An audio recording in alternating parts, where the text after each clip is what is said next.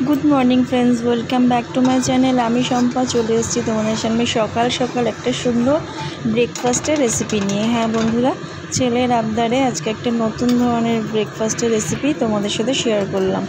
तो এইটা देखो, এইটা হচ্ছে গিয়ে সোয়াবিনটা ছোটো ছোটো করে সোয়াবিন সেদ্ধ করে রেখেছিলাম। আর আজকে তৈরি করব হচ্ছে গিয়ে ডালিয়ার কি বলে ওটাকে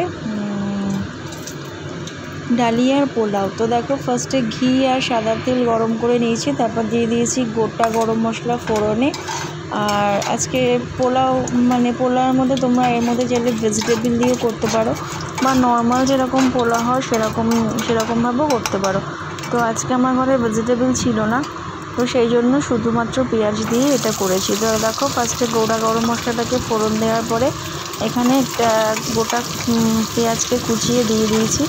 আর তোমরা চাইলে এর মধ্যে কাজু কিশমিশও দিতে পারো বা যদি এমনি বাদাম থাকে সেটাও দিতে পারো। তো আজকে আমার ঘরে কিছু অ্যাভেলেবেল ছিল না বলে আমি শুধু পেঁয়াজ দিয়েই করেছি। আর ওই যে সোয়াবিনটা সেদ্ধ করে রেখেছিলাম, ওই কতগুলো সোয়াবিনও ওর মধ্যে দিয়ে দিয়েছিলাম।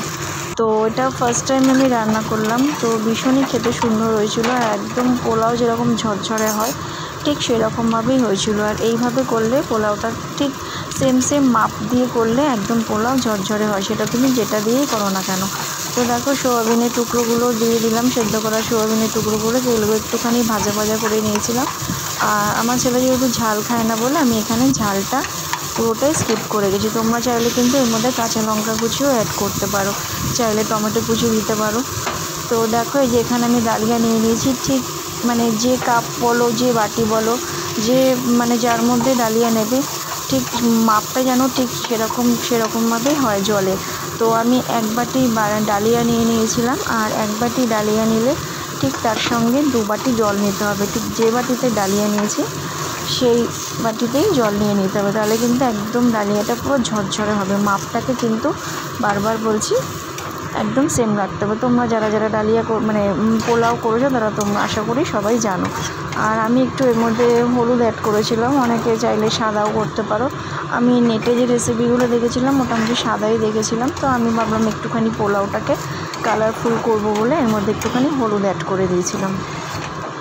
আর ঘি গরম মশলা দেওয়াতে একটু কিন্তু পোলাও থেকে অলরেডি ডালিয়া থেকে একটা সুন্দর স্মেল আসছিল।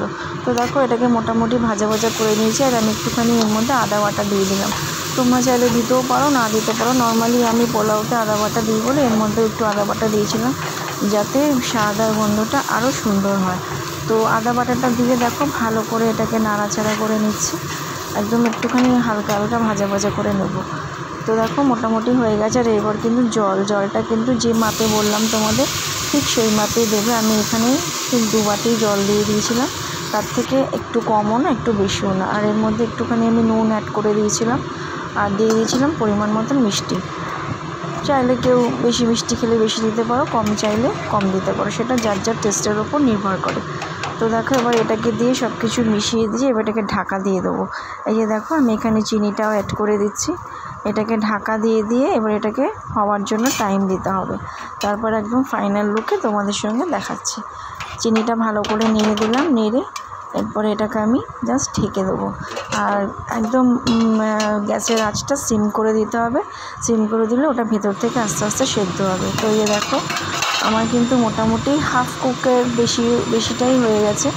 আর একটুখানি হলে পরেই পুরো ঝরঝরে হয়ে যাবে। এখনও সামান্য একটু জল নিচে রয়েছে, তো সেইটাকে আবার ঢাকা দিয়ে একটু নাড়াচাড়া করে ঢাকা দিয়ে একটু স্ট্যান্ডিং টাইম দিলেই কিন্তু একদম পুরো আমার পোলাওটা ঝরঝরে হয়ে গেছে। আর এইটাকে চাইলে তোমরা কিন্তু চিকেন কষা দিয়েও খেতে পারো, আর মাটন দিয়েও খেতে পারো, শুধুও খেতে পারো, যে কোনো তরকারি দিয়ে খেতে পারো, যার যার খাওয়াটা তার উপরে। দেখো একদম কিন্তু ফাইনাল লুক, পোলাও আমার রেডি।